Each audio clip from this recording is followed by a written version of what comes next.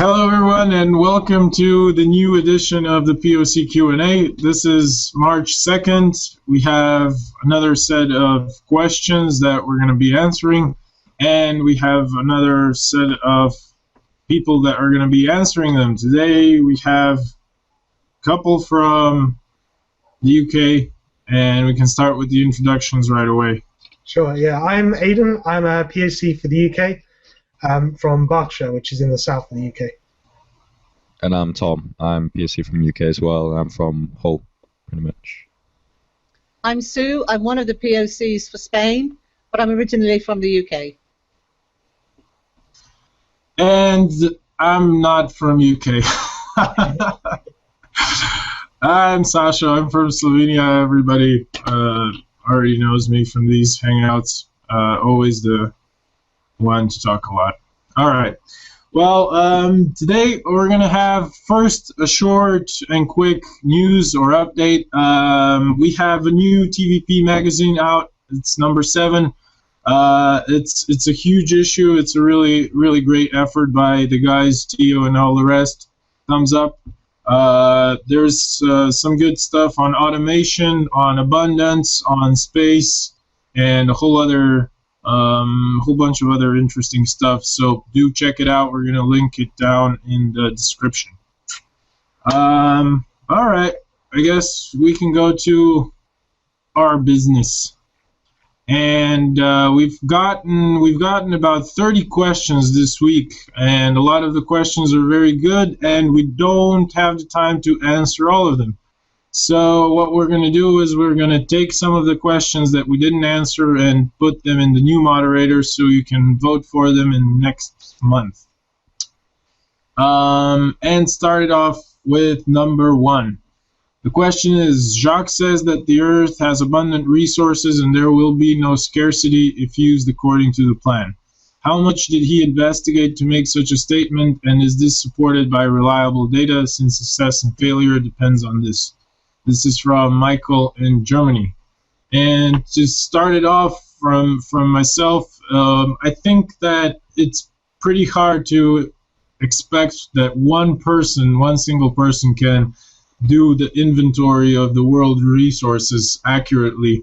So I would say that has not been done yet, but there are definitely extrapolations from how we use our resources right now and how we waste them and how we've been wasting them through history. Basically, given our current inefficiencies of resource waste and a rough assessment of our capabilities, and also given our growing technological capabilities, it's assumed that there'd be enough resources. It's kind of a logical assumption based on what we've seen, but there hasn't been a global inventory of the planet's resources done yet. And that's one of the first steps that needs to be taken towards a resource-based economy. When countries and borders are kind of abolished and people come together for this goal, the first step will be a global inventory.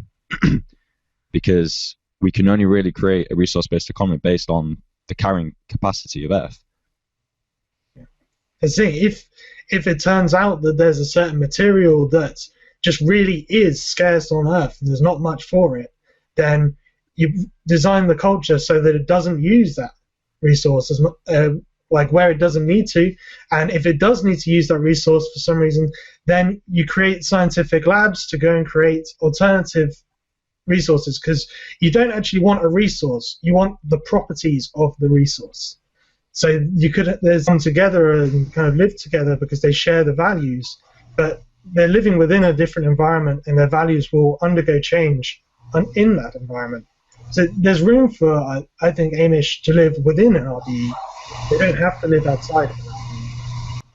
So question number 3 is, can TVP team go into detail about birth control through education or suggest some discussion about it? Because this topic in particular is poorly discussed or too general.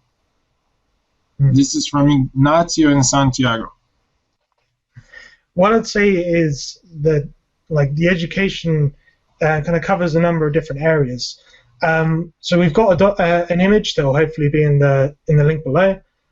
This just kind of shows some data that has been found out about education levels in Africa over a couple years in the 90s. So this just kind of starts to give you a general idea. If you have a look around Google, you'll be able to find a bunch more data to kind of start seeing these trends.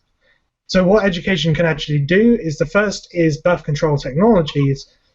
Just even things like condoms were seen as like mystical things that people didn't trust. So you have to kind of get through that. And as birth control technologies kind of move on, these things will need to be explained to people. The second is educating people with the idea of world sustainability and population, overpopulation kind of issues, which an RBE will hopefully help us out with. But these are issues that people can be aware of and can help them control birth through education. And I think another part of this is not just through kind of education in the literal sense. We're also talking about an environment. If you have an environment where people don't have to have 5-6 children so they can help out on their farm, or help out with certain things around the house, if you provide for people, so especially within what we call now like poverty areas or third world countries and stuff, it tends to be that kind of motivation because of scarcity. And so within a resource-based economy, we'd hope to overcome that as well. I think there'll probably also be new and different methods of pest control as well by, in the future. Much safer, more reliable. Exactly. All right. That's a good answer. Let's go to the next one. Number 4, something that I have not heard before. This is a question that I haven't heard before. Number 4, are TVP cities solar flares proof? The communication of the cities. Well, I would say that it depends on the level of technology at the time the city is built. If the thing exists, then it will be used. Because the time cities is to use the highest level of technology available at the time. So if such a thing as solar flare proof exists, then it will be used. And with design parameters like redundancy and modularization, you take away the risk of one power plant being taken down and everyone's kind of thing going down. Yeah. So these would help with this issue, I think. All right, let's go on to number 5. Number 5 is, will the atmosphere of the Venus Project cities be like in the video? And then there's a link to the video that we're also going to link down in the description. This question is from Lalo in Chile. Yeah, the video that is given as an example is a very chill-out type one with scenes from something to do with Osho. So it's very meditative, very yoga type, and so on. And the cities in the future don't all have to be the same. Some can be more designed towards experimentation and investigation. Others can be more designed towards vacation and relaxation. And so not all of them are going to be the same. Just because we see a circular design doesn't mean that all the cities are going to be circular even. They will be adapted to the needs of the people in that area, and the land, the lay of the land, the resources there are in the area, and the function of the city itself. If it's going to be for whatever it is, and it will be made for that. So some will be very chill out, like the one in the video, and some will be more industrial probably. But of course, not industrial in the way that we see industries today. They'll be much cleaner.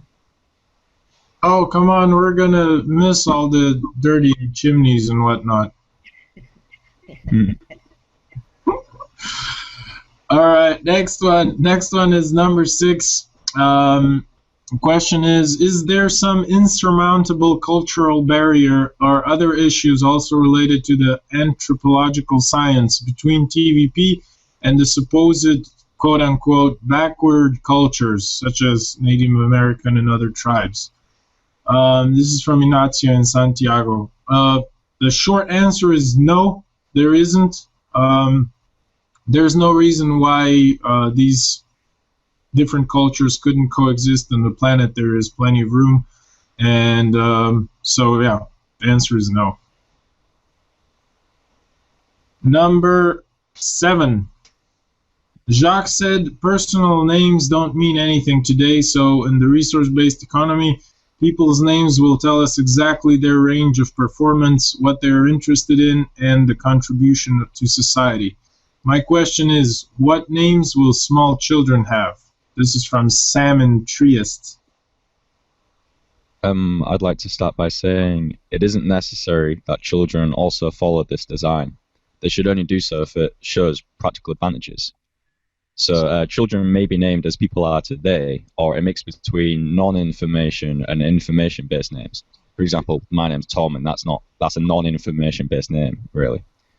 Names will likely be fluid and changing as well, while people will amend their names as the circumstances and their interests change throughout their lives.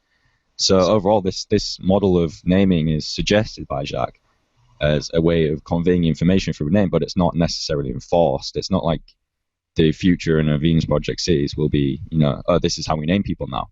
It's just simply a suggestion. Yeah, and I think a good example of the start of that is what we have now in academic titles, where you have after the name and last name, you have doctor or PhD or, scientist in this and that area. And I think that's the beginning of that evolution of names, if we call it that.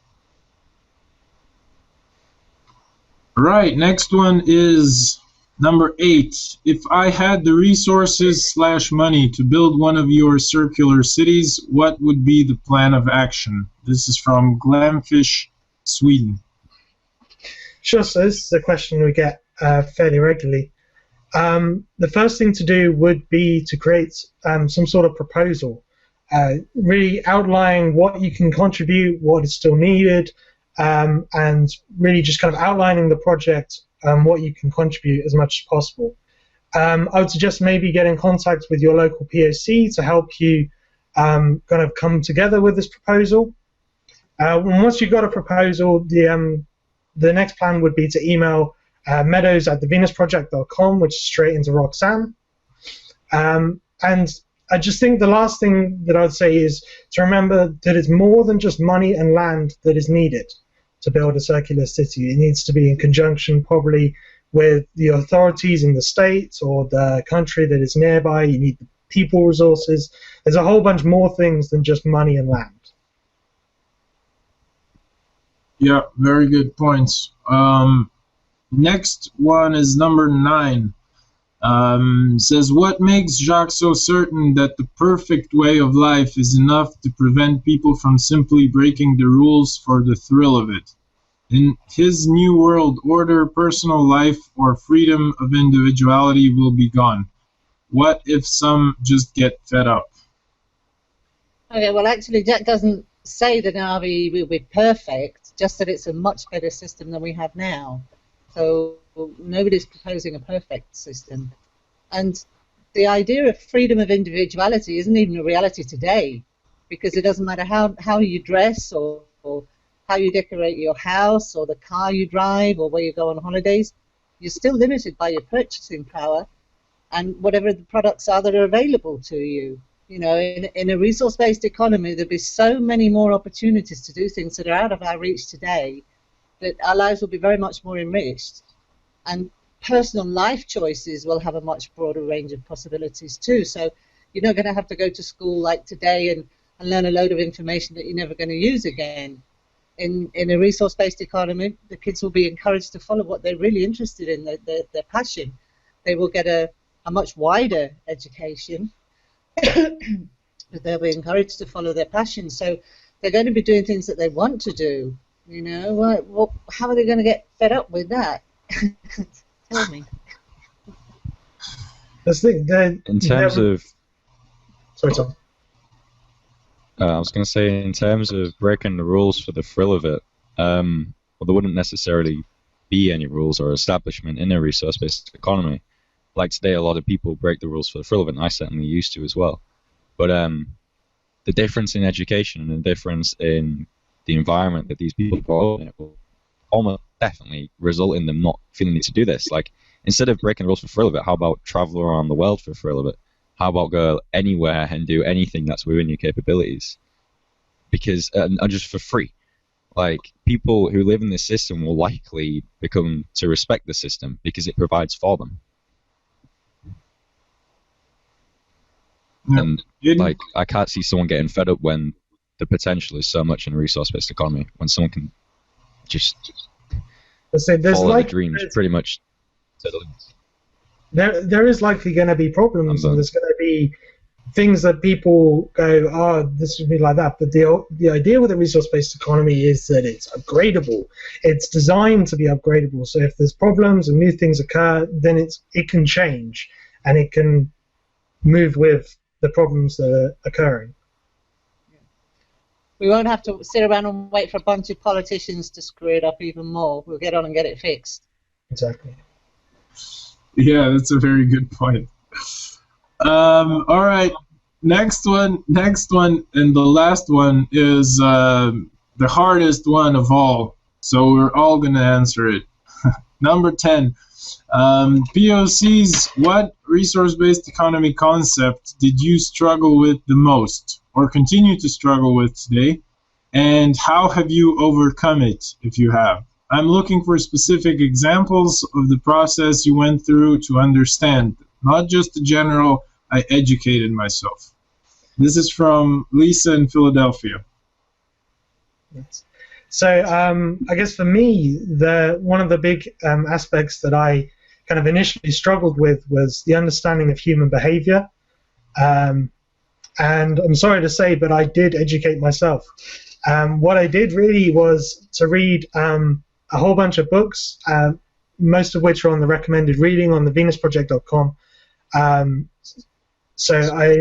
That's really what I did. I read a lot of books, and I've started analyzing my own behavior and just thinking about my own behavior and thinking about other people's behavior and just trying to see whether that relates to what I've read in the book, or the various books that I've read, and where it doesn't, then okay. Where it does, then okay. And really, that's kind of it. I've been learning and trying to apply it to my life. I'd like to add on to that as well. Whilst I was learning basically animal behavior, what helped me a lot was Stanford University lectures by Robert Sapolsky. And I think they're linked under a section called Behaviorism on the official Venus Project YouTube channel. So they helped me a lot. There's 25 lectures, and they're really, really interesting. But for me to answer the question directly, what I struggled the most with was managing my expectations. And at first, when I heard Jacque talk about this, I didn't really understand it. I didn't understand the significance. Like, in the early stages, I was extremely excited about the Venus Project. I talked to everybody about it, and I'd expect them to react the same way I did when I found out about it, which is, wow, we can actually change the world. There's actually a sustainable model. Like, there can be world peace. There's these people who are studying it scientifically. I can advocate this. We can, a better world is in reach. But they didn't react like that. A lot of them reacted quite negatively, especially since I was pushing on them. So the hardest thing for me to learn was managing my expectations of how people react. So now I don't expect to have such a positive, reinforcing response. I don't expect to be like enthralled in amazing discussion with everyone I meet. I'm kind of more laid back when it comes to the Venus Project. I tackle it in less direct ways. I don't go up to people and say, hey, you heard of the Venus Project? I go up to people and say, well, technical unemployment, that's going to be a big issue. What do you think about that? And then lead into it, kind of thing. So there's a lot of different strategies when talking to people, but my main issue was probably just talking to people about the Venus Project, my expectations with doing so. Is it me now? Yep. Okay. I've had a hard time thinking of an answer to this one because I don't know, I haven't really found a big block in my way as far as understanding things, although I did have a lot of trouble explaining why the Venus Project's proposals aren't the same as communism. That's taken me quite a while to be able to explain it, and depending on who you're speaking to, you still don't explain it. So perhaps that's the biggest step I've had to get over. Sasha, what about you? Well, for me personally, it was a couple of things actually. One of them was definitely not being from a scientific background. I didn't really have any knowledge in that area in general. And I think that the big why that was is because I never acquired the habit of reading books when I was growing up. So this is something that I continue to struggle with right now, and this is definitely something that I see that I have to still change in the future. Also, as far as reading books is one of the habits that I don't have, so I have to make that habit.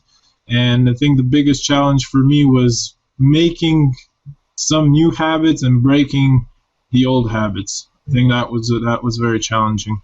And also communication, as far as talking to people, because I'm pretty introverted. And what I did to, wrestle with that is basically what we're doing right now. Just trying to get out there, talk to people, kind of in some way force myself to have to be on the spot, and that just over time it makes it easier. You acquire comfort with it, and just go on improving. Definitely. Just to finish off, I guess the thing that's really helped me gain the understanding is stuff like this. It's talking with you guys, talking on the Monday meeting that we do in the UK and the POC meetings that we have, and just getting around and talking to people and actually running through these ideas to people, because it takes a while to stick in. It's the difference between knowing and memorizing, or not memorizing. What's it called? When you actually practice, so you can know the notes of a piano song, but you actually have to practice it. Yeah, applying it. Yeah, that's it, applying it.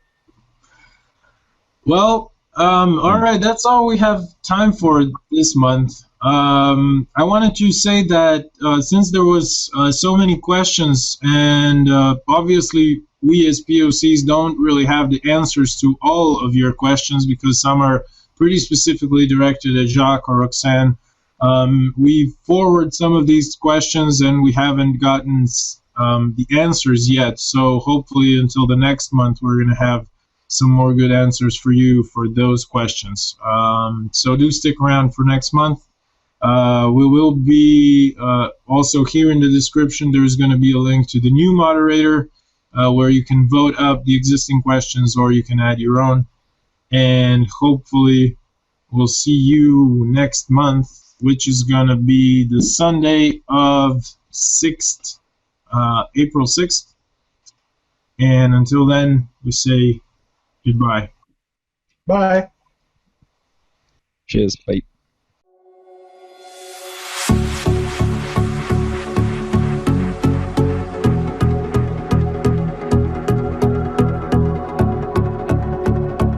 If you would like to help out the show, donate via PayPal on the main website.